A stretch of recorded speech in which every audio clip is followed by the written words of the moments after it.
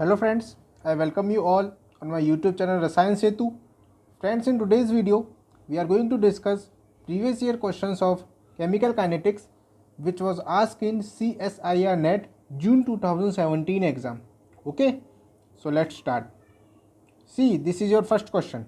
It says, if the pre-exponential factor in RNA's equation is 1.6 into 10 की power 12 per second, the value of rate constant at extremely high temperature will be close to, and you have four options. Friends, आपको RNA equation के pre exponential factor की value given है. आपको ये find करना है कि इसकी रेट कांस्टेंट की वैल्यू क्या होगी जब टेम्परेचर की वैल्यू बहुत ज़्यादा हो. 2 मार्क्स का क्वेश्चन है ये, 4 ऑप्शन है आपके पास. चलिए देखते हैं. देखिए, RNA इक्वेशन क्या होती है friends? K is equals to A into E की power minus E A over R T. Okay, अब यहाँ पे कंडीशन क्या गिवन है? At very high temperature. So at very high temperature you know T tends to infinity. Okay, हम ये मान सकते हैं. सो इट मीन्स जो आपका के होगा क्या हो जाएगा? ए डॉट ई की power minus E A over infinity into T.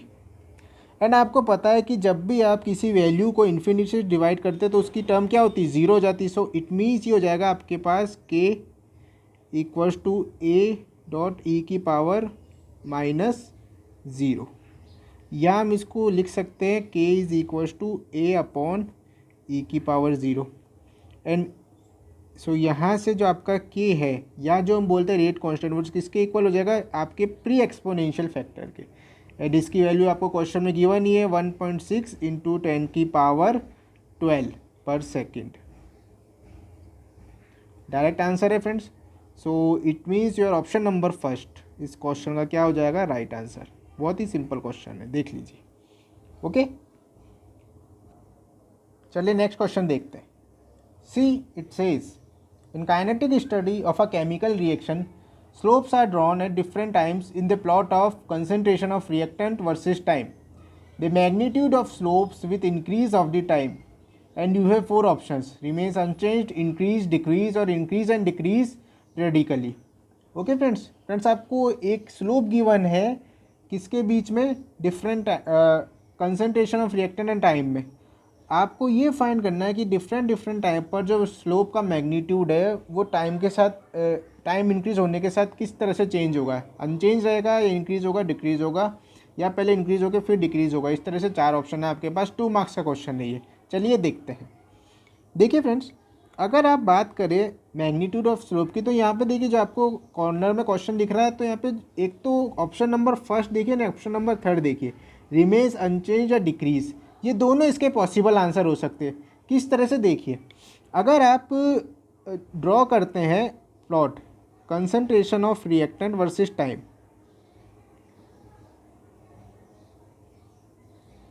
ये आप प्लॉट ड्रॉ करेंगे. सो देखिए किस तरह से, वाई एक्सिस पे लिया आपने concentration of reactant and x axis पे लिया आपने टाइम. ये हो गई आपकी कंसंट्रेशन ऑफ रिएक्टेंट, ये हो गया आपका टाइम. देखिए फ्रेंड्स, अगर आप बात करें ज़ीरो ऑर्डर के केस में, तो concentration of reactant versus time का जो स्लोप है वो आता है स्ट्रेट लाइन विथ नेगेटिव, इस तरह से. ओके, तो ये तो स्लोप तो आ रहा है नेगेटिव, लेकिन देखिए जैसे जैसे टाइम इंक्रीज हो रहा है इसकी वैल्यू क्या है? अनचेंज है. सो it means for zero order reaction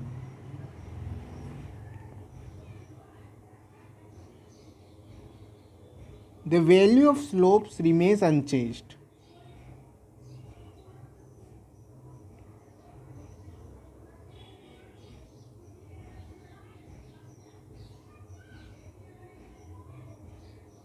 concentration of reactant. Okay, ये तो बात हुई आपकी ज़ीरो ऑर्डर के लिए. अगर आप सिमिलरली इसी में ड्रॉ करें concentration of reactant versus time के लिए प्लॉट किसका? फर्स्ट ऑर्डर का, तो देखिए फ्रेंड्स, जो फर्स्ट ऑर्डर होता है उसमें जो डिक्रीमेंट होता है वो होता है एक्सपोनेंशियल, इस तरह से. ये वाला जो प्लॉट होता है आपका, ये आता है फर्स्ट ऑर्डर के लिए. तो इट मीन जो रिएक्टेंट की कंसंट्रेशन में डिक्रीमेंट आ रहा है वो आ रहा है एक्सपोनेंशियली. एक्सपोनेंशियल का मतलब क्या है कि जैसे जैसे टाइम इंक्रीज होना है, जो स्लोप की वैल्यू है वो भी क्या होगी, डिक्रीज होती जाएगी. So for first order reaction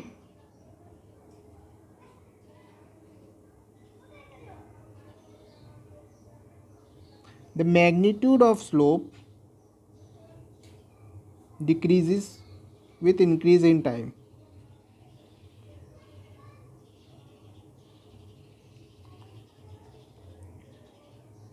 With increase of time. Okay, so दोनों कंडीशन होती है फ्रेंड्स. अब देखिए यहाँ पे क्वेश्चन में आपके मेंशन नहीं कि रिएक्शन कौन सी, जीरो ऑर्डर है या फर्स्ट ऑर्डर है. सो इसके अकॉर्डिंग तो आपका जो option number first and third है वो दोनों ही आंसर होने चाहिए. ऑप्शन फर्स्ट भी इसका राइट आंसर हो सकता है एंड ऑप्शन थर्ड भी इसका क्या हो सकता है, राइट आंसर हो सकता है. एंड जो आपकी आंसर की थी ऑफिशियल, उसमें क्या थी, ऑप्शन नंबर थर्ड दे रखा था. सो यहाँ पर इसके अकॉर्डिंग, ऑफिशियल आंसर के अकॉर्डिंग हम क्या मान सकते हैं, your option number third, that is decreases with increase of time. It means ये जो बात कर रहा है आपकी, किसकी बात कर रहा है, फर्स्ट ऑर्डर रिएक्शन की. Okay friends, so I hope आपको समझ आ गया होगा. नाउ चलिए नेक्स्ट क्वेश्चन देखते हैं. See it says photochemical decomposition of HI takes place with the following mechanism.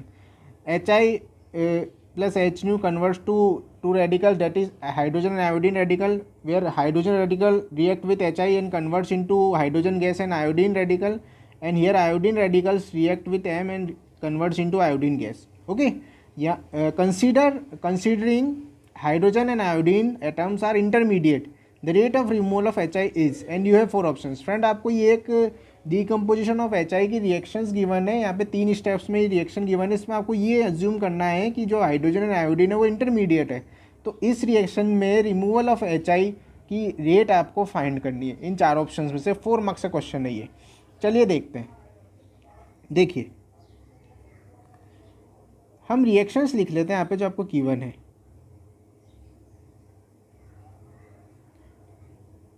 Intensity of light given है, दैट इज IA. सपोज इसका रेट कांस्टेंट आपको मानते K. ये कन्वर्ट हो रहा है आपके हाइड्रोजन एंड आयोडीन रेडिकल में. यहाँ पर हाइड्रोजन रेडिकल किससे रिएक्ट कर रहा है, HI से रिएक्ट कर रहा है.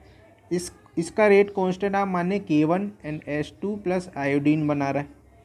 यहाँ पे जो आयोडीन एंड आयोडीन रेडिकल है वो एक M के साथ रिएक्ट कर रहे हैं. इसका रेट कांस्टेंट आप माने K2 एंड क्या बना रहे हैं, I2 प्लस M. यहाँ पे H फ्री जो रेडिकल्स हाइड्रोजन आयोडीन ये क्या इंटरमीडिएट है. अब देखिए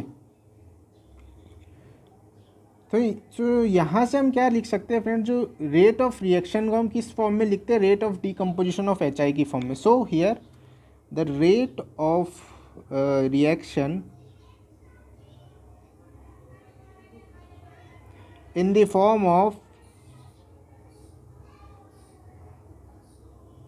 rate of decomposition of HI.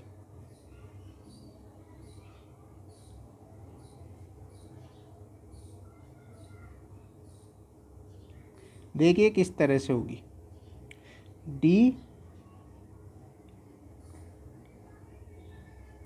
dHI/dt. Okay, देखिए फर्स्ट स्टेप में क्या हो रहा है, डिकम्पोज हो रहा है. सो ये आपका हो जाएगा -K × IA. ओके, इसी तरह से सेकंड स्टेप में भी क्या हो रहा है, डिकम्पोज हो रहा है. सो ये हो गया आपका -K1 × H × HI. ये है आपकी. सो देखिए यहाँ पे आप माइनस कॉमन लेंगे तो ये वैल्यू पूरी इधर जाके क्या हो जाएगी, प्लस हो जाएगी. माइनस कॉमन लेने से K × IA plus K1 × H × HI हो जाएगा. सो माइनस इधर चला गया तो ये बोला लिखता हूँ पूरी प्लस. तो dHI/dt क्या हो जाएगा, माइनस. तो ये हो गया आपका decomposition of HI equals to KIA plus K1 H and HI. Okay, ये आपको मिली rate of reaction in the form of rate of decomposition of HI. Now अब देखिए फ्रेंड्स, आपको क्वेश्चन में गिवन है hydrogen radical and iodine radical क्या है, आपके इंटरमीडिएट्स है. एंड आपको पता है इंटरमीडिएट्स की कंसंट्रेशन फाइंड करने के लिए आपको उस पर स्टडी स्टेट अप्रोक्सीमेशन अप्लाई करना होता है. So here apply SSA on the concentration of hydrogen radical. यहाँ से आपको क्या मिलेगा, DH/dt यही मिलेगा. ये क्या होती है आपकी rate of formation of hydrogen radical equals to rate of decomposition of hydrogen radical. So देखिए आप ये देख लीजिए स्टेप्स में कि कौन कौन से रिएक्शन में तो इसका डिकम्पोजिशन हो रहा है, कौन कौन से में फॉर्म हो रहा है। सो देखिए फर्स्ट वाले स्टेप में क्या हो रहा था, इसका फॉर्मेशन हो रहा था। सो ये हो जाएगा आपका पॉजिटिव में K into I A. Next step में हो रहा है decompose, so minus K1 into H into H आई। बस ये दो स्टेप है।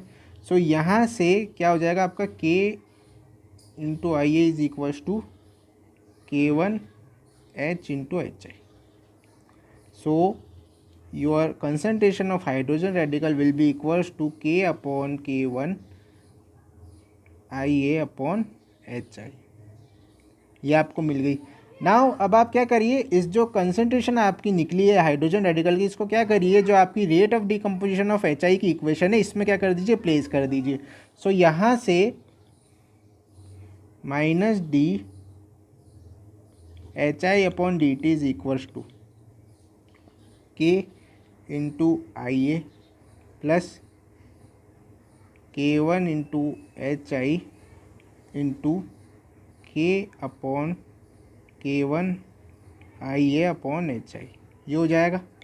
नाउ देखिए K1 से K1 कैंसिल, एच आई से H I cancel, K1 H I से K1 H I cancel. So यहाँ से minus D H I upon D T क्या बचा आपके पास, K into I A plus K into. So यहाँ से minus D H I upon D T is equals to 2K I. यह आ गया आपके। इट मीन्स जो आपकी rate of removal of H I है वो किसके इक्वल है, 2 इंटू आई है, 2 इंटू आई है। सो योर ऑप्शन नंबर 3 दिख रहा है आपको इस क्वेश्चन का राइट आंसर, 2 आई ए के इक्वल है rate of decomposition of H I. Okay friends, steady state approximation लगा के सॉल्व होगा ये क्वेश्चन। आई होप आपको समझ आया होगा। चलिए नेक्स्ट क्वेश्चन देखते हैं। See it says in enzyme catalysed reaction, ये आपको रिएक्शन गिवन है, K2 is equals to 3.42 into 10 की power 4 per second if E not is equals to 1 into 10 की power -2 mole per decimetre cube. The magnitude of maximum velocity and turnover number using Michaelis-Menten kinetics are, and you have 4 options। Friends आपको ये enzyme catalysed reaction given है जहाँ पर K2 and E not की value भी given है। आपको यहाँ से फाइंड करनी है maximum velocity and turnover number Michaelis-maintain kinetics use करते हुए। 4 मार्क्स का क्वेश्चन है ये। चलिए देखते हैं। देखिए फ्रेंड्स, माइकलिस-मेंटेन जो आपकी काइनेटिक्स होती है एंजाइम कैटालिसिस की, वहाँ पर जो आपका मैक्सिमम वेलोसिटी यानी आर मैक्स जो हम होता है उसको, उसका फॉर्मूला क्या होता है आपका, K2 इंटू ई नॉट। ये होती है आपकी आर मैक्स या मैक्सिमम वेलोसिटी। सो डायरेक्ट आपको मिल गया आंसर, K2 भी गिवन है, ई नॉट भी गिवन है, रख दीजिए वैल्यू। सो आर मैक्स हो जाएगा आपका, K2 है 3.42 इंटू 10 की पावर 4 इंटू ई नॉट है 1 इंटू 10 की power -2 which is equals to 3.42 into 10 की power 2 mole per decimetre cube per second. Okay, इतना मिल गया आपको आरएमएक्स। नाउ देखिए नेक्स्ट हमको फाइंड करना turnover number. So friends, MM kinetics या माइकलिस-मेंटेन काइनेटिक्स में जो K2 होता है वो आपका होता है the total number of cycles performed by a enzyme in the per unit time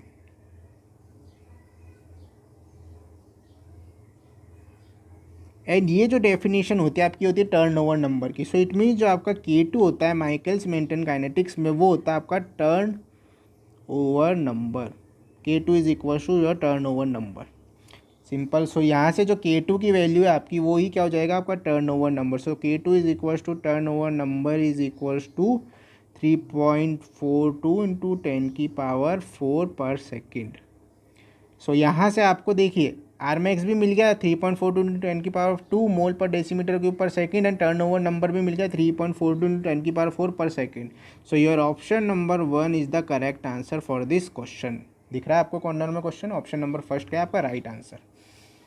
now चलिए नेक्स्ट क्वेश्चन देखते हैं. See, it says RNA's equations for two chemical reactions are K1 is equals to A1 into e की power minus E over RT, where K2 is equals to A2 into e to the power minus E2 over RT. If E1 is greater than E2, then at a given temperature T, relation find करना है आपको friends K1 upon K1 K2 and A1 A2 में. चार option से इस तरह से, and 4 marks का क्वेश्चन है ये. ओके, चलिए देखते हैं. देखिए, अगर आप फ्रेंड्स करें dividing K1 by K2, K1 and K2 की गिवन वैल्यूज गिवन आपको, सो आप K1 बाई K2 कर दीजिए. Dividing K1 by K2 we get K1 upon K2 is equals to A1 into E to the power minus E1 over RT upon A2 into E to the power minus E2 over RT. इतना आगे आपको समझ. Now देखिए, इसको further solve करते हैं हम. ये हो जाएगा आपका A1 अपॉन E2 अलग ले लीजिए, ये पूरी टर्म. देखिए E to the power minus E1 upon RT upon E to the power minus E2 upon RT को किस तरह से सॉल्व करते हैं आप. ये जो डिनोमिनेटर है E to the power minus E2 upon RT, इसको न्यूमिनेटर में ले जाइए. सो ये जो माइनस E2 है किस में कन्वर्ट हो जाएगा, प्लस E2 में. सो यहाँ से ये क्या होगा आपका e to the power minus E1 upon RT into E to the power plus E2 upon RT हो जाएगा. आप न्यूमिनेटर में लेके डिनोमिनेटर को तो साइन चेंज हो जाता है. ओके, नाउ देखिए फर्दर इसको जब आप सॉल्व करते हैं, so K1 upon K2 is equals to A1 upon A2 into, अब देखिए पावर से ऐड हो गई, दोनों की पावर कॉमन है. सो पावर्स आप क्या कर देंगे, ऐड कर देंगे. E to the power minus E1 upon RT upon into E to the power E2 upon RT को क्या कर दीजिए आप, ऐड कर दीजिए minus E1 upon RT plus E2 upon RT. Okay, now देखिए E1 upon RT and E2 upon RT में क्या कॉमन है, RT कॉमन है. सो RT कॉमन लेके आप इसको किस तरह से चेंज कर सकते हैं. देखिए आगे K1 upon K2 is equals to A1 upon A2 into E to the power minus E1 plus E2 upon RT. ये हो जाएगा. एंड यहाँ से आपको पता है ये माइनस साइन बाहर है, सो ये प्लस वाली साइन भी किस में चेंज हो जाएगा, आपका माइनस में चेंज हो जाएगा. सो यहाँ से ये हो जाएगा आपके A1 upon A2 K1 upon K2. Okay, A1 upon A2 into E to the power minus E1 minus E2 upon RT. इतना आपको सॉल्यूशन मिल गया. अब देखिए फ्रेंड्स, आपको क्वेश्चन में गिवन कंडीशन है E1 is greater than E2. अगर आपको ये कंडीशन फॉलो करनी है, सो इट मीन्स आपका जो E1 माइनस E2 है वो किससे, अगर आपकी ये कंडीशन है E1 ज़्यादा E2 से, तो इट मीन्स जो आपका E1 माइनस E2 है वो किससे ज़्यादा हो गया, 0 से ज़्यादा हो गया.